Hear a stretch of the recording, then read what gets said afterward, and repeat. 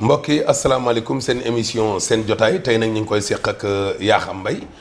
monsieur le ministre Yakham maa ngi lay nuyu. maa ngi lay fay Amath. fi ñuy dooree laaj yi wala laataa ñu ko commencé sax xanaa ñu jaale nag Sénégal gi yëpp ki nga xam ne moom mooy président Djibo Leyti Ka. ñu ngi koy jaale Sénégal gi yëpp di leen ko jaale tam yéen it. waaw Amath kooku ku jar jaale la parce que li mu représenté woon defe naa ci Sénégal. ci askan bi am na solo trop. man jotoon naa xamanteek moom pas ci langue politique mais ba ma nekkee journaliste tout tànk sax ci journaliste xamante woon nag benn nitam kóllëreem bu mu nekkoon tamit Modou Amar. donc am na jaxasoo yu ma jaxasoo woon ak ñoom ci mbirum journaliste ba xam ko li ñuy mën wax rek mooy comme li ñuy aadawoo defe naa kooku yàlla na ko yàlla jiboka yàlla na ko yàlla yërëm te xëy waaw loolu ginnaaw nag hommage boobu ñu daal di door nag ci laaj yi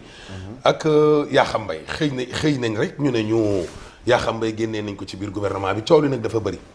lan moo xew lañ bëgg a xam daal qu'est-ce qui s'est réellement passé waaw jërëjëf Amath ci laaj boobu nga ma laaj qu'est-ce qui s'est réellement passé defe naa yoon la ñu xam ko parce que Yakham ministre la woon ci gouvernement bokk ci parti boo xam ni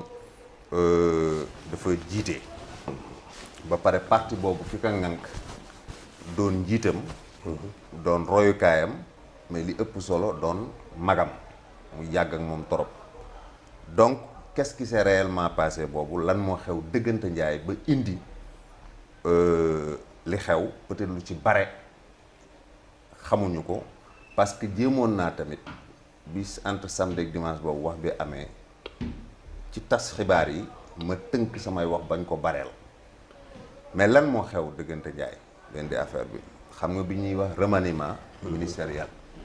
ñu koy remanier président dafa def li mu war def kii premier collaborateur am mu chargé ko tamit ci mu wax ak ñi nga xam ne peut-être dañu war dugg ak dañu war génn te gis na Amath dëgg dafa baax te yàlla dafa bëgg dëgg foofu président wàccoon na ak nit ñi premier ministre wàccoon na ak ñoom man mii premier ministre woo na ma ni ma équipe bi doo dugg parce que président da la soxla feneen fii la soxla ma ne ko jërëjëf premier ministre kontaan naa man je suis au service du président te dafa am solo tamit ma wax leen noonu ñu ma woowee noonu la ñu woowee Youssou Touré lu tax ma lim Youssou Touré sama xarit la sama camarade la parce que coow li am te nan laa xamee diñ ko woo parce que bi ñu paree lim nguur gi man Youssou sama xarit la dañuy wax moom ci làmminu boppam moo ma wax ni woo nañ ma telle heure ma ne ko dee kon ay seconde kon premier ministre xëy na daf la woo ma wala mu woo ma ñu waxtaan reetaan moom mu xamal ma ni ma président soxlaatu ko ci gouvernement bi place nangam la ko soxla dëgg dafa baax ñu waxtaan ci fo ci rees yi ba ci suba sa commentaire ak yëpp amul solo donc muy man muy Youssou mais di ñuy wax li may wax ni dafa baax ñu clarifier ko terewul ne amoon na ñoo xam ni kontaanuñu mais yàlla dafa bëgg a dëgg ñi kontaanul ñi ñàkkoon kontaan bokkuma ci man Youssou bokkuma ci mais peut-être am na ay waxu féewale xam nga seytaane dafa sew jukko li may wax ni waxuma ko pour défendre Youssou Touré mais peut-être am na ci diggante boobu lu xew ba ñu yàq xelu Youssou Touré te loolu yàq xelu Youssou Touré mais jaar na ci man mais yàqul sama xel parce que mënul yàq sama xel donc pour won la ni li am importance lu xew gis nga bi fitna bi amee Youssou Diop su ma la ko waxee mu jaaxal la Youssou mi suma xarit kaddu yi mu yëkkati dalante nañ ci man ak moom dal bu saf-sàpp ba dalante boobu ñu jàllante ay kàddu mënu ko lii du sa cër ba wax boobu yegg ba ci président de la république ba président rafetlu ko ay collaborateur président ñi gën jege président rafetlu taxawaay boobu ma taxawee parce que bi remaniement bi pare ba ci fan yi ci tegu ñaar yooyu ci jaamaar loolu laa nekk. Thérèse Faye même su fekkee du suma xarit jaxasoowu ma ak moom jàmbaaru président la bi ma yëgee fitna jóg ci kawam mënuma ko woon woo wax ak moom mais dama woo benn koo xam ne ku ko jege ku tudd Omar Dia ñu koy tuddee Omar Nabien mu nekk ci COSER di yëngatu bi ma ko woowee mu ni ma maa ngi dem ci kër Thérèse ma ne ko dawantul gaaw parce que li may dégg tey na xel waxal ak moom bi ma paree ci moom woo sama chef de cabinet ni ko yow xam nga ñu jege Thérèse mu ni ma effectivement maa ngi wax ñoom ma ne ko wax leen ñu dal parce que Thérèse ba léegi mënu ma ni c'est parce que dañ ko digli waa sa ñu ko digee xaw ma lii meram mais donc Ahmed defar ci tënk daal ci defar laa nekkoon ba kàddu yooyu dem ci président de la république président rafetlu ko ay collaborateurs mu rafetlu ko li indi coow li mooy comme li ma waxoon am na lu ñu bind man yëguma tinuma ñu tuumaal ma ko mu yegg ci koo xam ne tamit dafa fort trop ci man ma yàgg ak moom nguur boole wuñu politique boole wuñu luñ bind tuumaal la pour ñu ko jot nii lire journaliste yi daal li ñu bind nii demu yaa xam bi bett na parce que jàmbaar la te gañe bi ñu gañe fi mu goxam takk na ci ripp tamit def na lépp li mu war def ni génne est-ce que du digganteem ak Aliou Sall bi mu jàppaloon di xeex du lii est-ce que du ña nga xam ne ñoo doon xeex Aliou Sall ñoo pexewaat kii wax boobu comme ni ma ko waxee koo xam ni ni nga nekk xaritu Alioune Sall waaw bugguma sax neexul xëj na ñeem waaw looloo tax sax première dame loolu muy ay waxu kasa ko mais wax bi bi ñu ko jëlee ku tudd Aline Fall jege trop première dame ma gëstu xam ne après moo woo première dame ni suma sœur politique boolewuñu parce que ñoo ànd ñaar fukki at wala fukki at ak juróom balaay nguur di am jaxasoo nekk guddeeg bëccëg politique mosu leen boole lu dul famille lu dul àndandoo bu yàgg wax boobu bi mu jibee nag man première dame woowuma Alioune Fall moo ko nettali moo ko nettali Alioune Fall journaliste fondation moo ko wax première dame réaction bi maanaam peut-être xam nga seytaane dafa sew jikko peut-être gëm na peut-être gëmul peut-être xelam yàqu na mu woo suma kilifa man sama kilifa moo ma yee ciy nelaw wax ma ne ko may li nga may wax lan la il a fallu sax ma couper communication bi ak suma kilifa xool journal yi tes xibaar yi xool li ñuy wax lan la wax boobu sore yëngal ba peut-être man ak suma kilifa sax wax bi tàng ma toog rek après nag wax bi continuer ci bëccëg bi presque wax yi commencé mu commencé leer ni mbir mi tuuma la mais nit ku nekk nit ku nekk balaa ñu lay wax lépp nit nga ma toog mu mel ni film nag mooy dawaat sama xel film bi amoon 2012 parce que dama ànd ak président comme mag ak rak ñu xeex mu ma def ci sacrifice yu bare perte ci sama liggéey perte ci lu bare loo xam ni sax soxlawul sax ñuy toog di ko lim parce que lu nekk ku bëgg a aakara war nga ñeme kaani bi ma ñëwee 2012 mu neex trop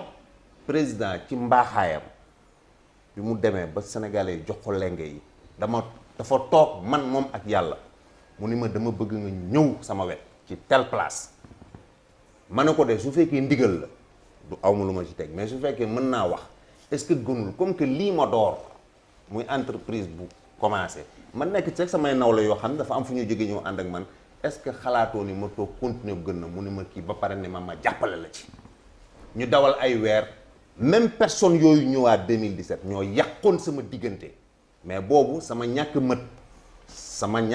maturité poussé ma am réaction yoo xam ni après rëccu naa ko waruma ko woon mais bi ma toogee donc bi affaire bi amee ma toog guddi xalaat yeewu xalaat man kese ak yàlla seul en tant qu'homme libre de manière lucide ma ne mais man politique boolewuma ak président Macky Sall APR boolewuma ak président Macky Sall naam ka bañ koy sanc maa ngi toog ba ñuy xeex maa ngi toog muy 2008 2009 waxuma sax APR ba président Macky Sall 9 novembre 2008 di démissionné PDS maa ngi ci wetam taxaw ci këram maa ngi ci wetam taxaw ma ni mais APR su ma ànd ak man su ma limee ni ñaar fukki at laa ànd ak président Macky Sall APR ñaata at la existé mais lii mi ngi bëgg a yàq suma diggante yàqu woon indiwaat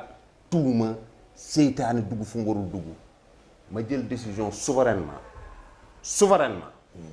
ni xaaral donc ma génn ci mbirum APR ak mbirum politique terewul nag nga démissionné APR ma démissionné APR mais terewul sama diggante ak président parce que soo xoolee li ma mais est-ce que boo démissionné li ma servir président li ma ànd ak moom xeexal ko mët na mëtul yàllaa xam président moo xam mais at yooyu moo ëpp fuuf li ma dugg ci biir APR nekk ci biir APR ma génn ci biti ba pare nekk ci wetu continuer nekk ci wetu président mais parce que président Macky Sall ñaata sénégalais ñoo nekkul APR ñaata sénégalais ñoo nekkul ci parti politique ñaata nit ñoo nekk ci wetam guddeeg bëccëg bokkuñu ci politique di ko dimbale ci siraatal mustaxim ak ngor teemaa delluwaat ca position ba ma del loolu moo indi décision bi ma décidé mais diisoon na ma nag ma woo président ci circonstances yooyu di ko wax ma woo ki ko gën a jege muy premier ministre bi ma ko woowee wax ko dafa ne ma li ma yow du ma la déglu ne karaj téléphone am daal di coupé ma fekk na tamit informé naa sama kilifa fa la coow li tàmbalee ñu commencé diñ ko dugalul ci gouvernement mais dañuy xamul comme ni ma la ko waxee léegi te xam nga man ñemewuma toog ci kanamu askan bi di waxal président lu mu loo xam ne amul xamuñu ni man te samay biiri waxtaan comme na ma waxee woon ak président ni ko soxlawuma peut-être trop sax bokk ko ci ay investiture législative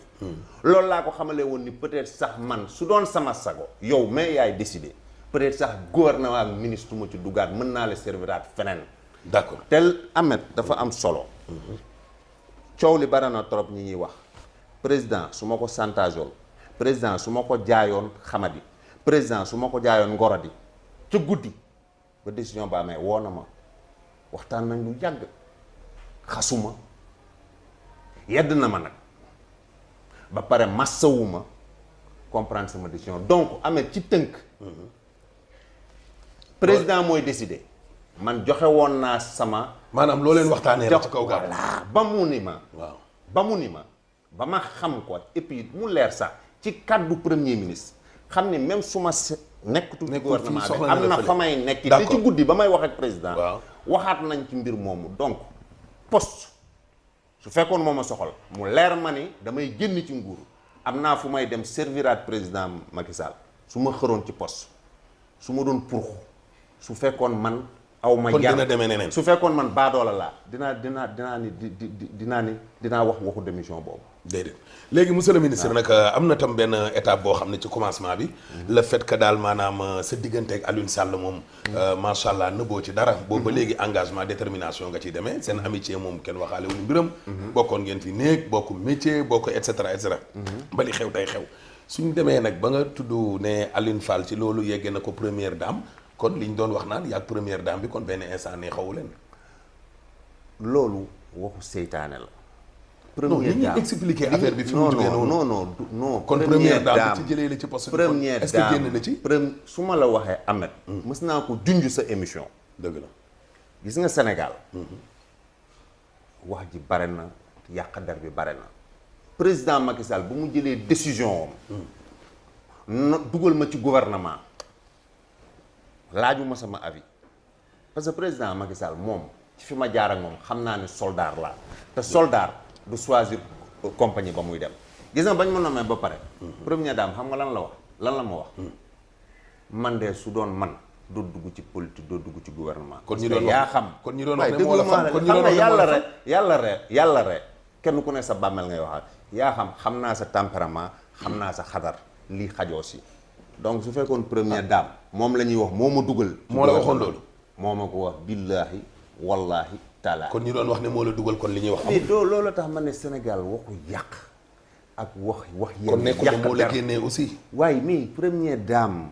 du ma def lu bon mais pourquoi kon Alioune Fall war a xam ne yow sa diggante ak Alioune Sall muy dem di ko yeggee mais parce que la ma wax les mêmes personnes yi nga xam ne dafa mel ni dafa am lu ñu tiit sama diggante ak première dame dañuy tiit dara sama diggante ak président Macky Sall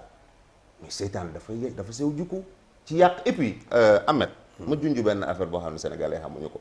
man bokkuma ak Marème Faye Sall ndey ak baay. dëgg la. Daouda Faye moom ak Marème Faye ñoo bokk ndey ak baay. les mêmes personnes ñoo ko écarté. yéen ñi journaliste mën ngeen fàttaliku ay jamono ci ñaari at ñu song fi fondation coow li bare article yi bare ba première dame fippu déglu ba première dame fippu fi taxaw ni day tëj fondation bi parce que moom dafa jóg lii pour jaamu ci yàlla dimbale bàyyi ma yeggale dañ ko écarté mais yàgg na Daouda Faye fondation mais yàgg na kenn xamu ko yàgg na première dame ba mu fippoo ni day tëj fondation beeg yooyu coow li bare na xeex bi Daouda ci guddi googu du ma ko fàtte du ma doon ministre de du ma doon dara maa jël sama téléphone woo première dame ni ko gis nga lii ñuy def lépp ay complot la ak ay fomenté fondation bi man jariñu ma man parce que soxlawuma mu jariñ ma mais Sénégalais yi muy bare tuyaaba bi nga ci am bare na jaar nga fu gën a métteeg lii li ñuy ciblé mooy lii ci même guddi googu Daouda taal otoom du ma ko fàtte mukk parce que première dame da doon dem umra Daouda ñëw fii sama kër fii ci suuf ñu wax toog fi ñaari waxtu mu ni man su fekkee maa nar nekk cible ba ñuy yàqal sama mag ma gàddaay Daouda Faye sa la gàddaaye Daouda Faye kan moo gis Dakar daal di bàyyi te Daouda Faye boobu bi ñuy wax ñun ba ñuy xeex APR novembre 2009 ma fekk président Macky Sall Bergamo ñuy samp APR ci Italie teg ci ay fan ñëw France Daouda Faye Italie laa ko fekk temps boobu ma nga dëkk Italie mu gàddaayee Italie ba pare fekkuñu France ñu def suñu tournée boobu entre le 17 18 19 20 21 ba terminé ko meeting de clôture Plaine Saint-Denis ñaar fukki fan ak benn ci weeru novembre 2009 donc APR moom nguur dugalu ko ci Macky Sall yéeg ci gouvernement yéeg président de la République donc dama leen donc ndegam ñoom ñoo mën a fexe loolu ba tas foofu mais sàkkantuma ak man sàkkantuma ak yow mais d'accord mais nag mais gis nañ tamit yaa xam bay démissionné rek ñu gis ay nit yuy attaqué yaa xam ñii directement ñii indirectement lu mel ni ay ñoom Racine Talla gis nañ seen interview wala édito Farba Ngom sama mag jooju gis nañ ko ci télé bi Abdou Mbow suñu xarit nu mu tuddati Malick Mbaye gis naa daal ñu bëree gis nga Ahmed ñoo xam ne ñu ngi foofu dama ci dul guddal wax li ma xas a junju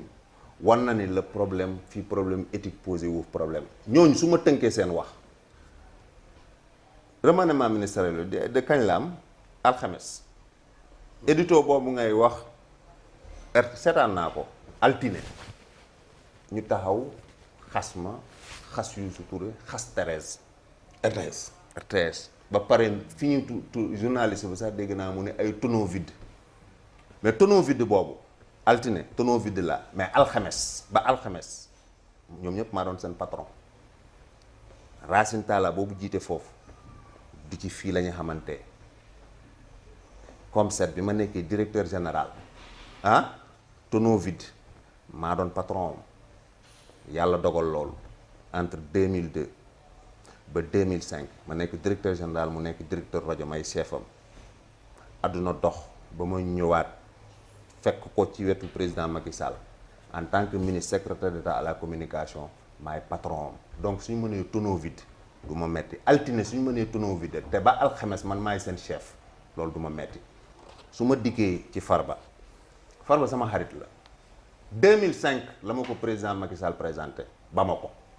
président nekk premier ministre di tukki ni mën nañu ànd ma ànd ak moom ma gis si Farba mu présenté ma ko sama doom sama taaw Farba moo ko ngénte moom Abdou Mbow ñoo ànd ak président Macky Sall takk yaayam donc yàgg nañu mais gis nga koo tanewul sa faatiya su mokkul doo xas wala ngay yedd kuy tari gat Farba mënuma yedd ci responsabilité ci discipline ci respecter autorité ku ñuy jiiñ toroxal nga préfet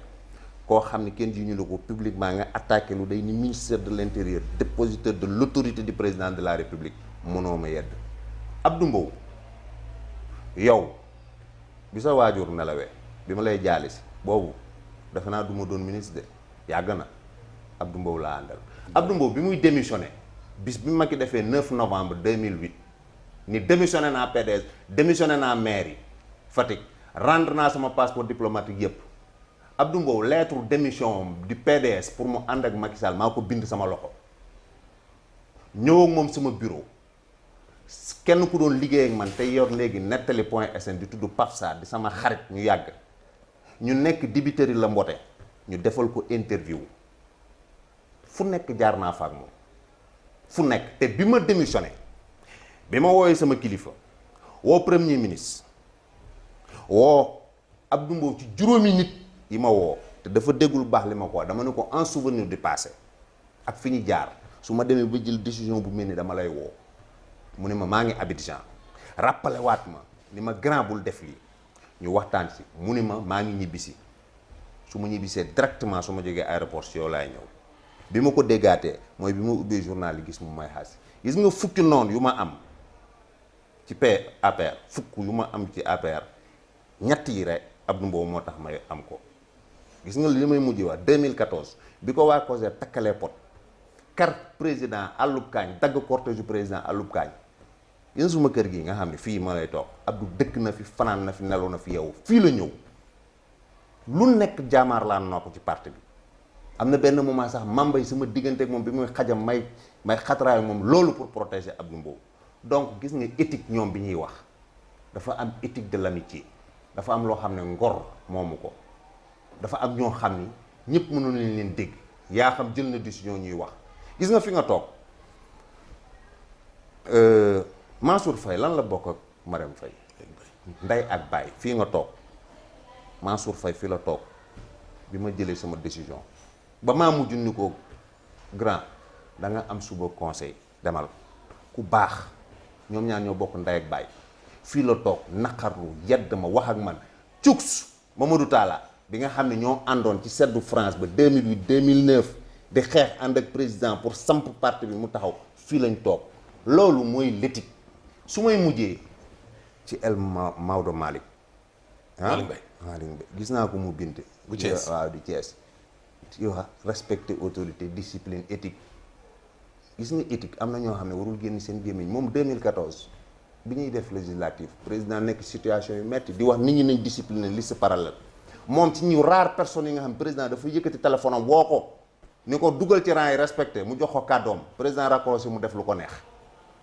ñu làpp yu metti Thiès donc gis nga xam nga instant bi lan moo ci am solo mandu sama digganteeg président Macky Sall su doon politique ak APR gars yi mën nañ ci dugg man bi may xam président Macky Sall nekk moom maa ngi jàng ci kanamam laa nekkee stagiaire man ak Aliou Sall ci kanamam laa nekkee reporter ci kanamam laa nekkee chef de desk ci kanamam laa nekkee rédacteur en chef ci kanamam laa nekkee directeur de publication président Macky Sall moo ma takkal soxna ci kanamam laa meññee presque léegi ma am juróom fukki at soo xaajee sama genn wàllaat ci président nit ñi nañ ci màndu. nañ ci màndu d'accord léegi nañ dem publicité dellu si waat monsieur le ministre.